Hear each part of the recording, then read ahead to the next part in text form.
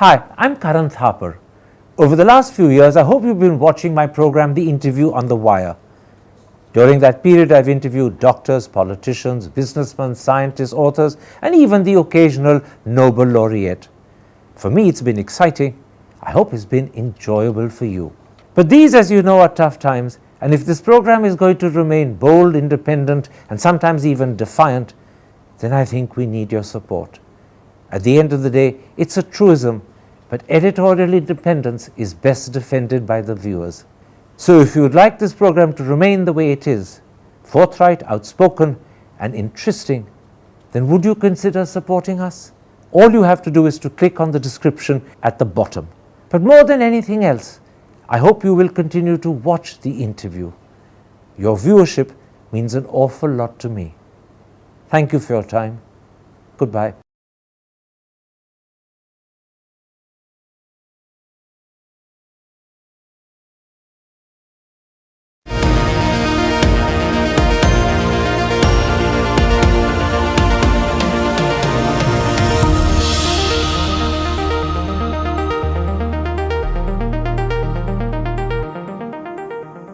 Hello and welcome to a special interview for The Wire.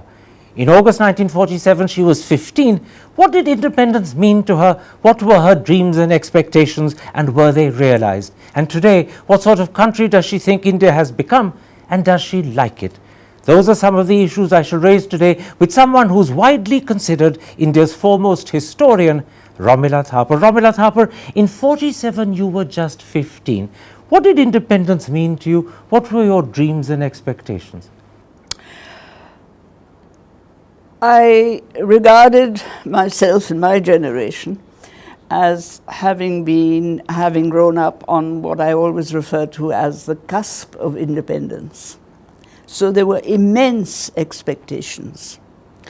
The expectations were largely one of the imminence of something exciting that was going to change our society and make us into a new people from what we had been as colonized subjects. So there was tremendous excitement. Excitement of a kind that drew in contemporary events and one's thoughts about them. It was my last year in school. But we were a bunch of people, as many people of my age, who the moment school was over and homework was done, and fortunately in those days one didn't have too much homework, we would rush to Gandhi's prayer meetings. Every time he came out of jail, he held a prayer meeting, and we would rush there and listen and chat amongst ourselves about, did we really understand what he was saying? What was he saying? What was it like? And so on. And then there was this big event in school when I was told on the 15th of August we're going to celebrate the independence of India. And so there will be a meeting of the entire school, the parents, well-wishers, friends, everybody, a huge gathering. And the prefects, of which I happen to be one, will plant a sapling, will bring down the Union Jack and put up the Indian flag. And that was a tremendously emotional moment for all of us, the change of flags. And then I was told I must make a little speech. And I was terrified. What was I going to say? And there were all these people there whom I didn't know. And I ran around in circles for 2 weeks asking everybody, what shall I say? What shall I say? And then one of my teachers, who happened to be the history teacher, said to me, look, you're discussing all these issues amongst yourselves. Doesn't matter whether they're sensible or what. Just get up and say, this is what we've been talking about. So I sat down and wrote my little speech, and it began with the usual cliche quotation from Wordsworth. Bliss was it in that dawn to be alive, but to be young was very heaven. And we were all very conscious of the fact that we were young and we were the inheritors of something that was going to be new and thrilling and was going to change our lives. So a new world was opening for the young Romila. A new world was opening. And one had immense expectations. The one word that kind of sums it up is what were the slogans that we were shouting? And now when I think of it, it's ironic. Inqilab Zindabad, Azadi. Azadi was the commonest slogan that everybody was shouting. There was nothing anti-national about it. At 15, those slogans had particular deep meaning for you. Oh yes, it had the meaning of not just freedom for the country and independence. But freedom for me. Freedom for me to do what I want to do. So it was a coming of age. It was a coming of age.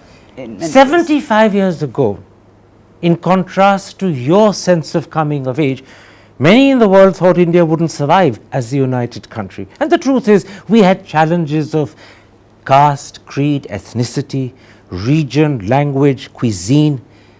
What were the strengths and what were the qualities that India found in itself that defied the doubters? Why did we survive united for 75 years? Well, I would think of three things. One is we were a very mixed bunch of people. In school, for example, I was trying to remember the other day the names of all my close friends, people I moved around with everywhere. So there was Leela Bhandari, good Khatri Punjabi, Prabha Mohite, a good Maharashtrian woman, Zia Sayed, the daughter of a tradesman from the city, Katie Shroff, the daughter of a Parsi entrepreneur, Margaret Kurpale, who was an Anglo-Indian, whose father predictably was in the railway service, and Gillian Coleman, who was the daughter of a British officer working in the civil service. In fact, Gillian was the first person who taught me all about jazz. This was a completely mixed up bunch of people.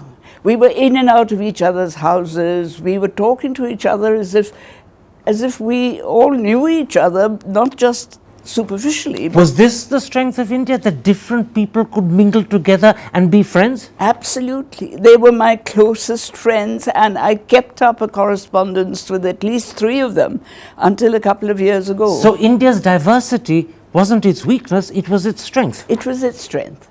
And I think that, we've misunderstood a lot of the Indian tradition by making it single, monopolistic, and so on. It's that spread, it's that plurality which is really very effective. I know it's a cliche to say we had plurality, but we must define it in terms of the plurality of living together. And the consciousness. This is what the world didn't understand. When they predicted India would fall apart, they didn't realize that actually plurality, diversity, heterogeneity were India's strengths, not its fracture points. Because there was always place for something. I mean, religion wasn't monolithic. It was a whole series of sects that were attributed to various religious movements. And they all could live happily together. And they could live happily together, or they could live unhappily, but it would be at the level of the sect. There was no such thing as an all-India religious organization. Which is why it didn't threaten the unity of the country. Today it's become fashionable to decry and denigrate Nehru in India, but almost 90% of the people who do it have no idea what Nehru in India was like. And yet, those were your formative years. Absolutely. How do you remember Nehru in India? Well, first of all, the feeling that one could do things if one tried. So we were all, in a sense, I hate to use that word, but we were all, in a sense, pioneers. I remember when I finished my PhD in London and I was coming back to India, somebody said to me, I suppose you'll now chase after a job in Delhi University. And I said, no, I'd like to go to a new university. Why a new university? I said, try out new ideas, try out new ways of writing history. So the first quality of Nehru in India is that it was a pioneer age. It was a pioneer age. And one saw it in everything he did. I mean, for one thing, of course, he was a very dignified politician. We've never had a prime minister that was so dignified. Did you admire him? I guess so. I'm not given to admiring people. But for the young 15-year-old Romila? He was certainly an icon. There's no question. And he had a particular style about him with the rosebud in his lapel. That. And more than that, you know, he was a man of dignity, and he was somebody who was, for me, very attractive. He was well read, and he reflected on his readings, and he had written up his reflections. Now, this really put him apart from the run-of-the-mill. And sometimes I joke about it, and I say, you know, politicians do very well when they're put in jail for long periods, because they can read and write and talk to others. He had spent 10 years in jail under the British. Absolutely. And this was a great sort of outcome. So Nehru was someone Romila Thapar in her teens and early 20s looked up to and admired. Yeah. Let me give you a little anecdote about that. I never really met him, in the same way as even my meeting with Gandhi was momentary. He spoke one sentence and I said, yes, of course, Gandhi, my life didn't change, but still. I met him briefly somewhere. There was a students' organization in Delhi that hosted a reception, and a whole lot of us, 28 of us or whatever it was, were introduced to him. We said namaste, that was it. Then someone said to me, when my book on Ashoka came out, someone said to me, he's very interested in that subject of history. Why don't you send him a copy? And I said, I don't like sending copies of my books to politicians. I mean, they won't read them. And they said, no, you know, he's different. So after much persuasion, I sent him a copy of the book with a little note saying, you know, I know you won't have time to read it, but in case you're interested. Blow me, the next week I got a letter back from him saying, thank you for sending the book. I'm very interested in the subject, and I see that you've also done a translation of the edicts and so on. I hope I will in the near future have time to read it, and if so, I will send you my comments. Yours sincerely, Jawaharlal Nehru. And I thought to myself, which Prime Minister would have the courtesy to write back to a young student, a young teacher starting off in her profession, and say, thank you for sending me your book? Let's at this point come to politicians, because India, as you know, is a very political country. The discourse in our country is dominated by politics. So let me start by asking you, how much does India today, the sort of country that we've become, owe to its first Prime Minister? How much does the fact that we've survived and succeeded as a democracy owe to Jawaharlal Nehru? I would say that the foundations that he laid have kept us going.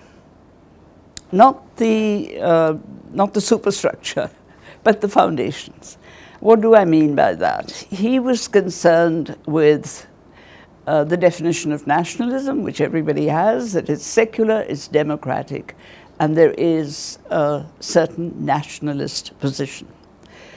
It's secular because he was the one person who insisted that religion mustn't come in the way of politics. The two have to be, and quite sensibly so. I mean, religion is a great thing. It's a matter of faith, belief. It's a matter of one's psychological instincts. It shouldn't come into politics at all. But he was firm on that. So much so that when the Somnath temple was being rebuilt, and everybody was rushing around to do a puja and whatever was required, Rajendra Prasad was asked as President of India to come and do the inaugural puja. And Nehru objected. Nehru objected. Prasad still went. And Nehru's comment was that sometimes I think I am the only secular person in this country. So would you go so far to say that the fact that we were for 40, 50 years a secular country, that we were democratic, that we were tolerant of dissent, that we had a free press, all of that, in a sense, is owed to Jawaharlal Nehru? Yes. I mean, even democracy, for example. There was this huge debate, I remember, on adult franchise, where people said you cannot have adult franchise because you can't have people who are not educated or people who are not sufficiently qualified. And he said nothing doing. A citizen is a citizen.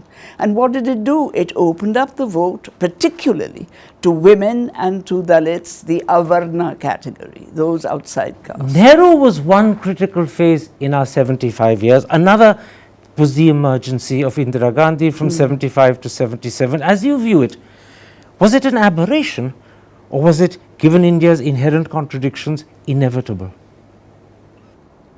Actually, I would say neither of those, because what triggered off the emergency, apart from whatever inclinations Mrs. Gandhi and Sanjay may have had, what triggered it off was a judgment. And I don't think people gave enough attention to how crucial that judgment was. To her career? To her career and to democracy in the country. So the judgment that threatened her career was the reason why Indian democracy was derailed for 2 years? I wouldn't say it was the reason, but it had a lot to do with why democracy was derailed by the emergency. One woman under threat of her career decided that the way to repair the damage to herself was at the cost of India's democracy. That's putting it in a very extreme way, but roughly, yes. I think there's an element of that, there's a strong element of that, which has not been given enough attention. Was India embarrassed by the emergency? You were, by then, I suspect, in your 40s. Were we an embarrassed country? Did we feel? We were embarrassed, yes. Again, if I may be permitted an anecdote. We were embarrassed because, for example, within days of the emergency, the British newspaper, The Guardian, had a full-page advertisement saying the emergency was completely undemocratic and unrequired, signed by British intellectuals, the whole clue. And the government of India wished to reply. There was that concern. What is the world thinking of us? So they drafted a reply, and I remember receiving a copy of the draft, and there was no way in which I was going to sign it.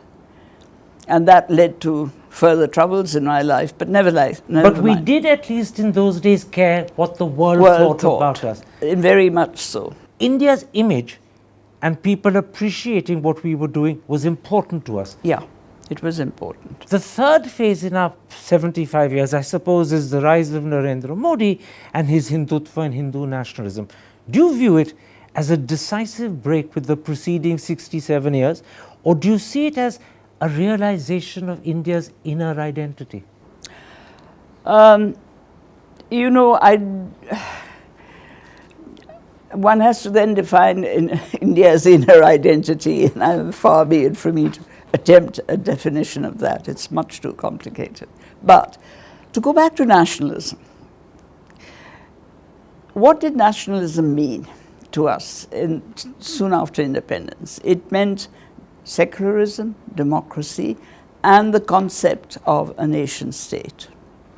Secularism meant that religion was not to interfere in politics. The coexistence of religions, yes, but there was to be an equality of religions, and religion was not supposed to interfere in politics. It has done so. Democracy meant adult franchise and the voice of every citizen to be represented. And I presume the tolerance of dissent and difference. Yeah. The right to disagree. The right to disagree. All right. Certainly the right to disagree, the right to express that disagreement. Elections are seeming to give way to defections. That's not democracy. You're voted into one party because you stand for one lot of beliefs, and you move across to another party that doesn't endorse those beliefs. It sounds as if you're suggesting that India under Modi's Hindutva and Modi's Hindu nationalism is a reversal of the ideals and cherished traditions of the preceding 67 years. Well, it's certainly, I think, a reversal of the values, ideals that the Indian national movement for independence stood for. So this is not a continuation, this is a break. It's not a continuation, I see it as a break. And also, let's not forget that the big change, and here I'm speaking as a historian, but nevertheless, the big change with the coming of independence was, yes, independence, but it was a change from being a subject people. You were subject to the Raja, who called you his praja, his infants. You were subject to the colonial crown, the British crown. But you were the citizens of free India. Now, what did this change mean? It is a huge change, which I don't think we fully understood. Citizenship is a free person, is a person who has rights. And the rights are what? The rights of a citizen are to water, food, shelter, to education, to health, to employment, to social justice and social equality. Independence and the Constitution gave us all Gave of that. us that. Let's then, in that context, talk about what the last 75 years have meant for the people of India. To begin with, let me raise you this controversial concept of a ruling class, because India clearly has one. I'm talking of leading politicians, top industrialists, stars of Bollywood, captains of the cricket team, academics, authors, whatever. Do these people, in your eyes, the ruling class, constitute the best of India? Indeed, are they even representative of India as a whole? Or is it a class that is separate from, on top of, but not connected to the rest of the country? You see, the ruling class, the qualifier, the ruling class, automatically makes it into a small segment of the population, because the entire population doesn't rule. It rules through representatives. So the question really is that to what extent are these people representing the population? What's your answer? My answer is that they are creating a kind of society in which they and their likes, and I include myself in that because I'm very much a member of the middle class, which is what we're talking about in effect. We're talking about members of the middle class. Believe that they're working for the good of the country and believe that they're working for the welfare of the country. But are they actually working in their own interests? They're more largely working in their own interests, because the kind of welfare that one expected in 1947 as a 15-year-old, that hasn't happened. And what do I mean by that? Let me just conclude this. Two things that have really bugged us badly right through history. Caste, poverty. We have not, leave alone eradicated, we have not even marginally affected the functioning of caste as a body of power, political power, economic power, and so on.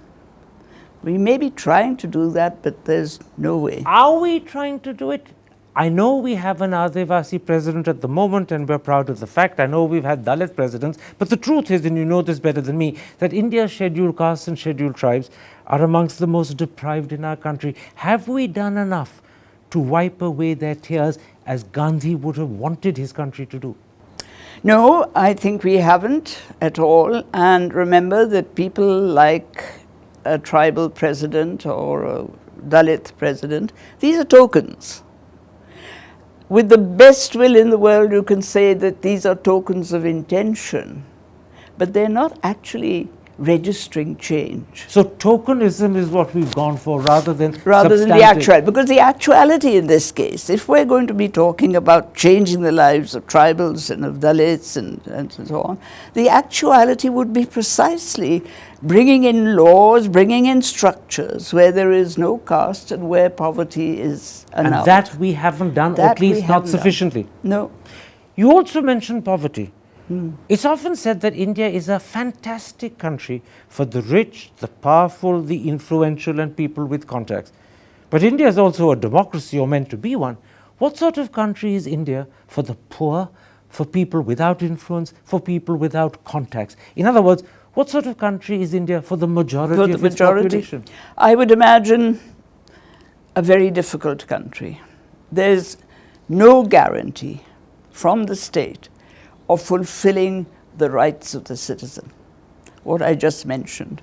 Is there a guarantee of food and drinkable water? Technically, there is a guarantee of food. Technically, but actually, food, water, shelter. Absolutely no guarantee for large numbers of people. And what happened, for example, with the migrations in COVID?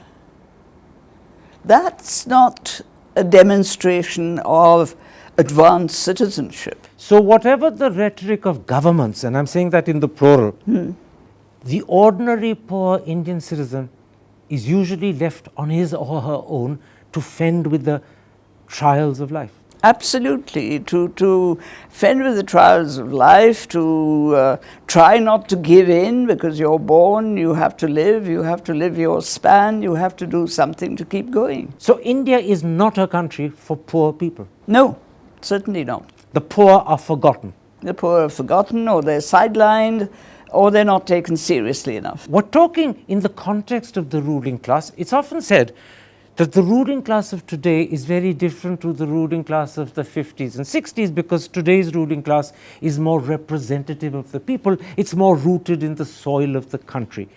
Would you agree with that? But today's ruling class is not making the fundamental changes that would be required. You see, the problem, for at least the way I see it, is if we take just these two parameters of caste and poverty, in order to decrease their ill effects, leave alone annul them, to decrease their ill effects, you have to make very major changes in the social and economic functioning of your society. And today's ruling class will is not doing do it. that. Just like the ruling class of the 50s and 60s didn't, Yeah. nor is the ruling class of 2020. I mean, when you say take away their tears that Gandhi talked of, the tears of them, what are we doing with our tribals? We're making them face the nightmare of corporates coming in and mining the very land that they're cultivating. They're insecure because they're holding on the land that they're cultivating. But you're saying something deeper. The ruling class is letting the country down. To that extent, yes. I mean, the ruling class should have a plan of advancing economy to the degree that poverty is reduced. That vision is missing. That vision is missing because that vision requires a very fundamental change of Indian society. Let me at this point raise with you something that's happened increasingly in the last 6, 8, 10 years. It's the way history is written and interpreted and understood in our country. And you are, as I said in my introduction, possibly the foremost historian in our country. Increasingly, the period from 1200 to 1800 is viewed in terms of religion and interpreted in terms of a Hindu-Muslim divide. No doubt that accords with the ideology of the ruling establishment of the day, but as a historian who sees the writing and interpretation of history being almost turned on its head, how do you respond to this? Now that question will set me off. So you have to give me full 5 minutes. Don't worry if I carry on. It begins with colonials coming to India saying, where is your history? And not finding the equivalent of the Greek historians, the Chinese historians, and saying, right, we have to write the history of this country. So they set out to write the history of this country.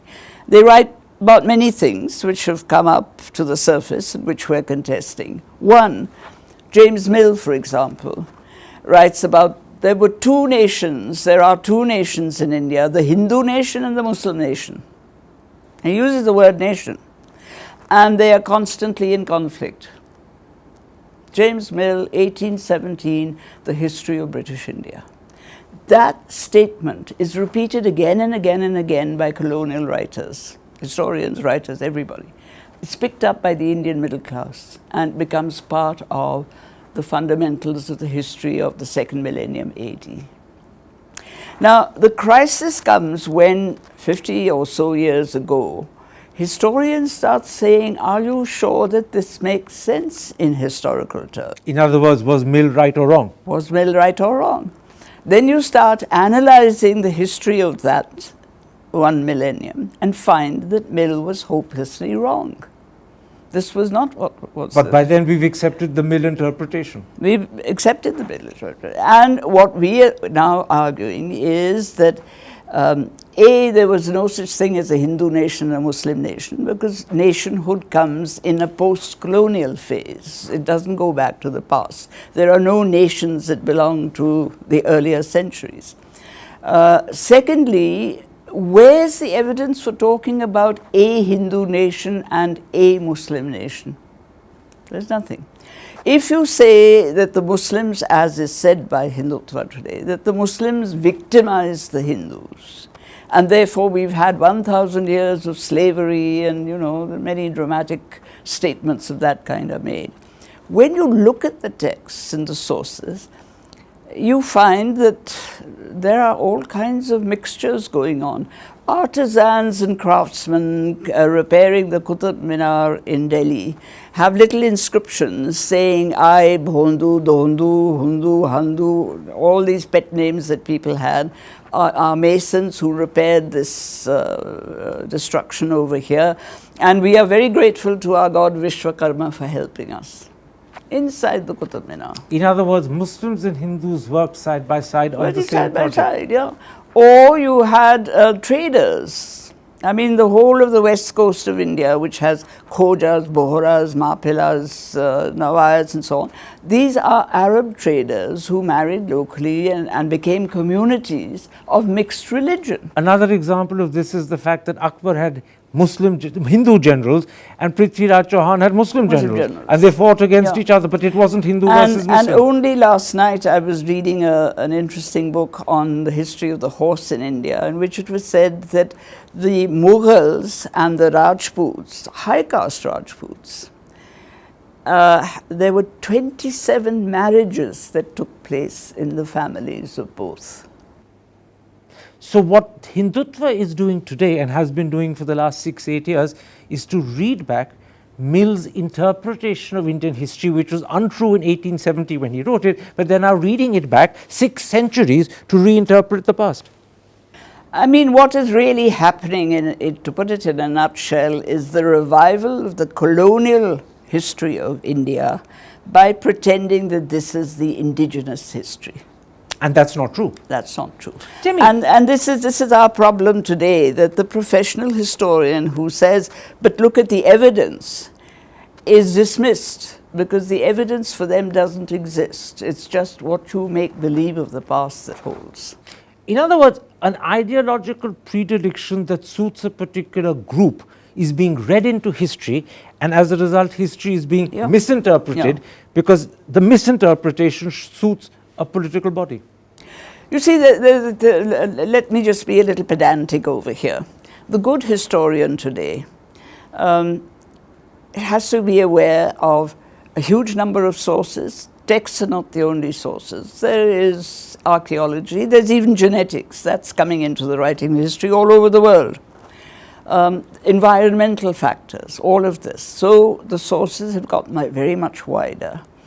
The interpretations, therefore, have become much more exploratory.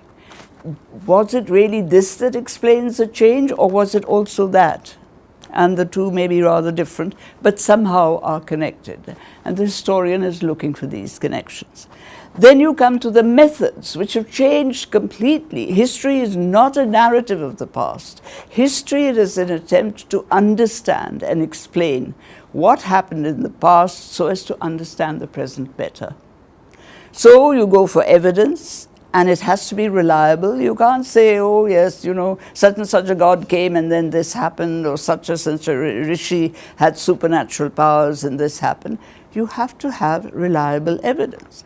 And when you talk about A and B were connected, you have to be logical in making that connection. So you're saying that the writing of history is increasingly becoming, as you said, exploratory, which makes it more fluid. You're taking more factors and sources into account, which also means that certainty of opinion, particularly of the Mill's variety, is Hindu versus Muslim, is not possible any longer. It's not possible. The certainty of opinion is not possible. You have to say, all of us as historians start off with the premise that this is my understanding, my generalization.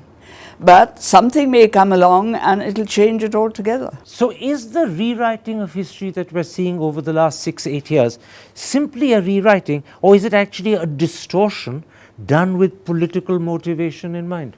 Well, some of us think it's a distortion done with political motivation. You think it's a distortion? I think it's a distortion, and I've been heavily attacked in the worst and the most disgusting ways because I'm a woman. And, women are easy targets, especially for sexist attacks. And I've been heavily attacked, but I still maintain that the history that is being propagated as Hindutva history is not history.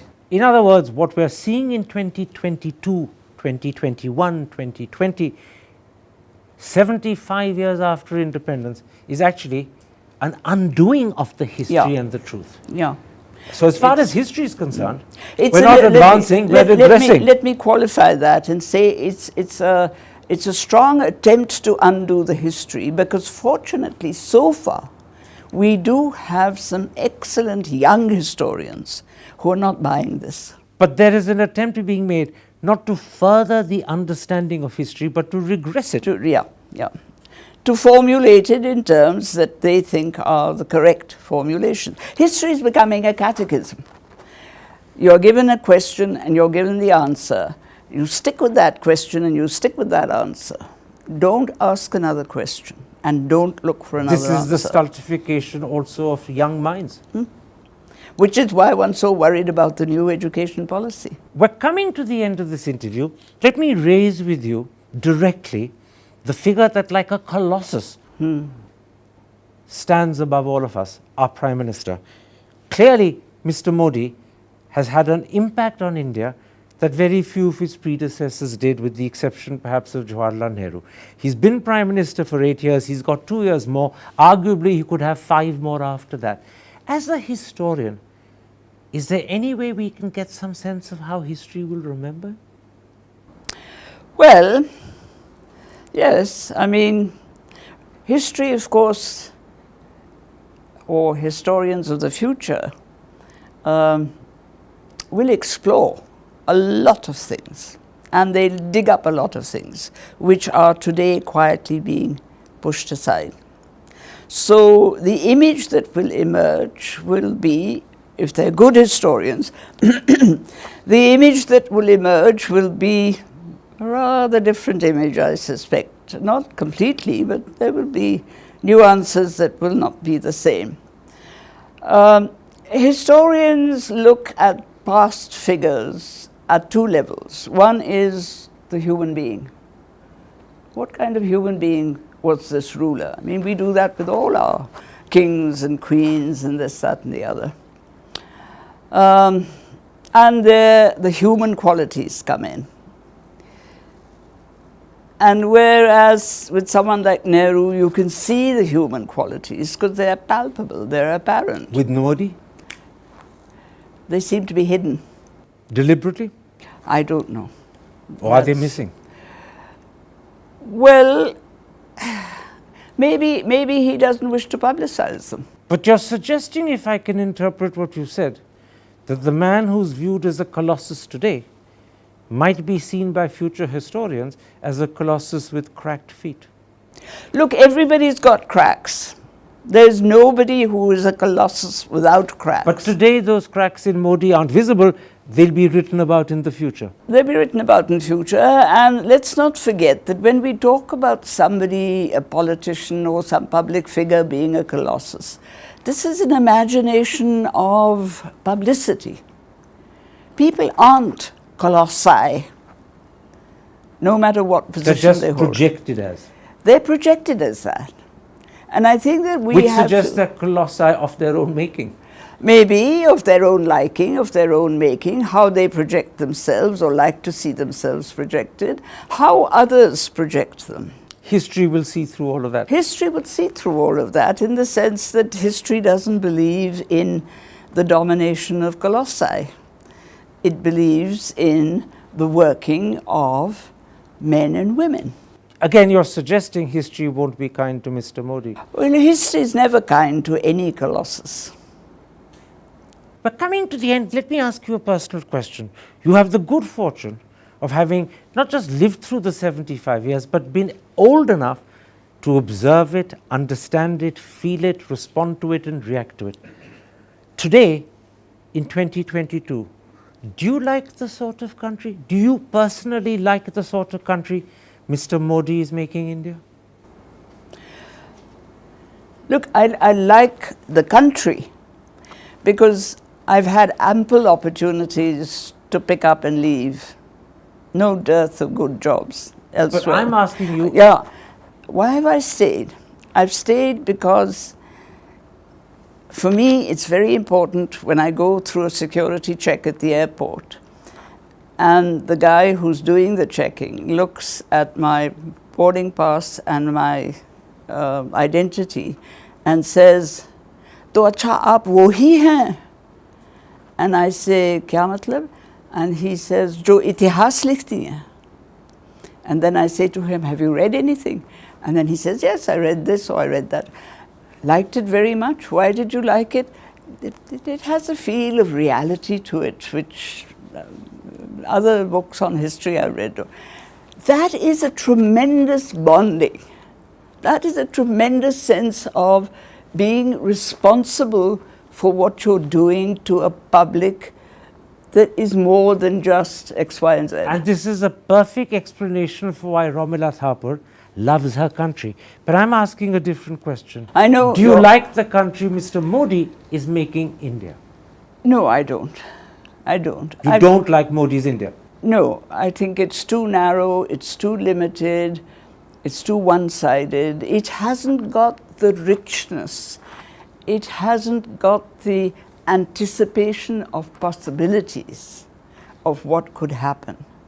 It hasn't got that fantasy of the kinds of human beings we could make of ourselves. This is Modi's India is not the dream you had when you were 15. No, it's not. It's the antithesis of it. It's the antithesis of it. Yeah. Finally, when you look at people, when you look at institutions that haven't stood up and defended the ideals of our constitution adequately, or sometimes you could say at all, that haven't done their bit to fulfill the dreams and expectations 15-year-old Romila had in 47, of those institutions, which do you blame the most? Parliament, the Election Commission, the judiciary, the media, or does it go deeper than that? Is it the Indian middle class that is increasingly enamored of Modi, Hindutva, and the vision he has of India? Which of these? Well, I think it goes deeper, and it's the Indian middle class, because if it wasn't for the Indian middle class, you wouldn't have the weaknesses that have come into these three legs that the Constitution speaks of. But when I say the middle class, I include myself in it. I mean, I'm not staying out and saying they, all of us. And I think the basic factor has been that we, or maybe my generation, took it for granted that whatever we were aspiring to in the national movement will eventually come about. And we didn't push hard enough. Didn't work enough. We didn't work enough to ensure that those basics of secularism, democracy, nationalism of a nationalist kind, that these should be constantly there and should not be tampered. So the Indian middle class is guilty of taking things for granted and not doing enough to ensure they happen. I would say that. Is there a sense in which the Indian middle class has let us down? I think so. I think the Indian middle class has not been sufficiently loyal to the ideas of the new India that the Indian national movement held out. Romila Thapar, a pleasure speaking to you. Very nice talking to you, Karan. Hi, I'm Karan Thapar. Over the last few years, I hope you've been watching my program, The Interview on the Wire. During that period, I've interviewed doctors, politicians, businessmen, scientists, authors, and even the occasional Nobel laureate. For me, it's been exciting. I hope it's been enjoyable for you. But these, as you know, are tough times, and if this program is going to remain bold, independent, and sometimes even defiant, then I think we need your support. At the end of the day, it's a truism, but editorial independence is best defended by the viewers.